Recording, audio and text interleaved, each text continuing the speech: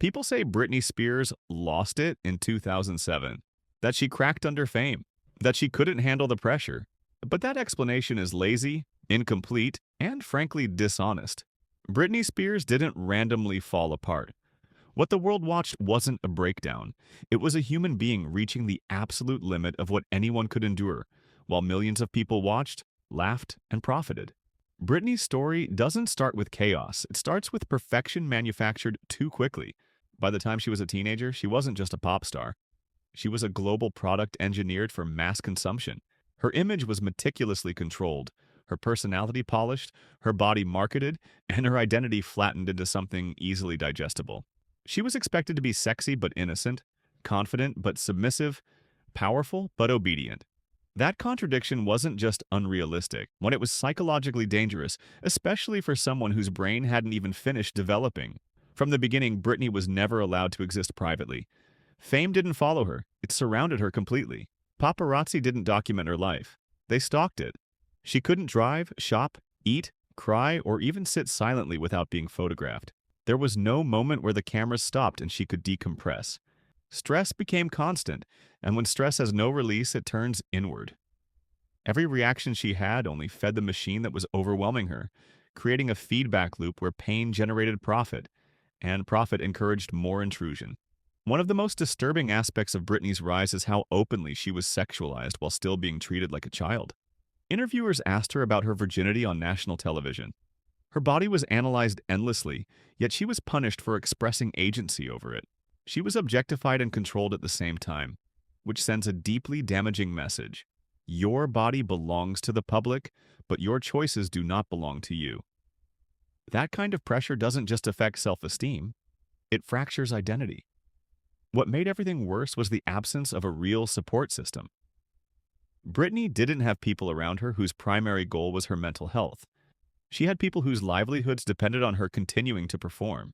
When a person becomes the financial engine for an entire ecosystem, rest is framed as irresponsibility, and boundaries are treated like threats. Asking for help risks disappointing everyone, so she didn't stop. She kept going long past the point where stopping was necessary. Motherhood should have been a grounding chapter in her life, but instead it became another form of surveillance. Britney wasn't allowed to struggle as a new mother. Normal exhaustion, fear, and learning curves were framed as evidence of instability.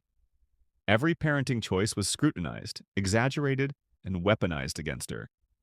Instead of being supported, she was publicly disqualified from her own motherhood, which is one of the most destabilizing experiences a person can go through. By 2007, everything collapsed at once. Her marriage ended. Custody battles intensified. The paparazzi pressure became unbearable. She was grieving, exhausted, and trapped, with no privacy and no control. When Britney shaved her head, the media framed it as proof of insanity. But that moment wasn't random or meaningless. It was one of the only ways she could assert control over a body that had been owned by everyone else since she was a teenager. It wasn't a mental break, and it was a refusal. Instead of responding with compassion, the culture responded with cruelty.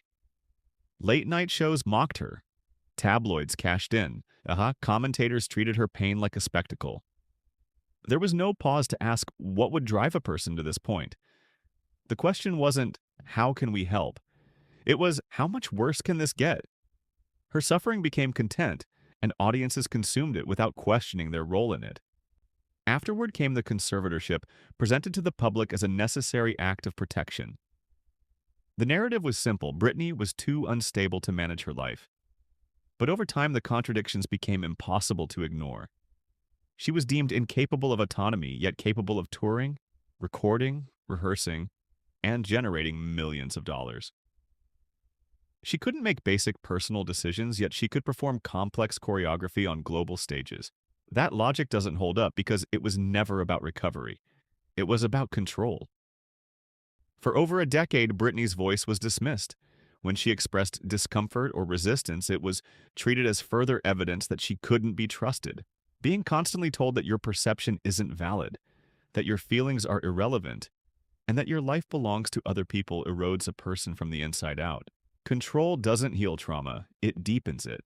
So what actually caused Britney's breakdown?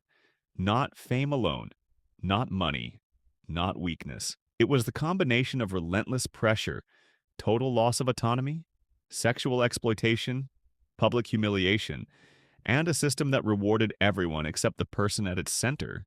Britney didn't fail, the structure around her did. Her story matters because it exposed something uncomfortable, that we are willing to excuse cruelty when it's profitable, and that we often confuse control with care. Britney's collapse forced a reckoning with how society treats women, mental health, and celebrity humanity. It made people look back and realize how normalized the abuse had been. Britney Spears didn't break because she was fragile. She broke because no one is meant to live without freedom, privacy, or agency. Her survival is not a comeback story. It's proof of resilience after systemic harm. And if her story teaches us anything, it's that mental health isn't entertainment. Control is not compassion, and no amount of success is worth losing ownership of your own life.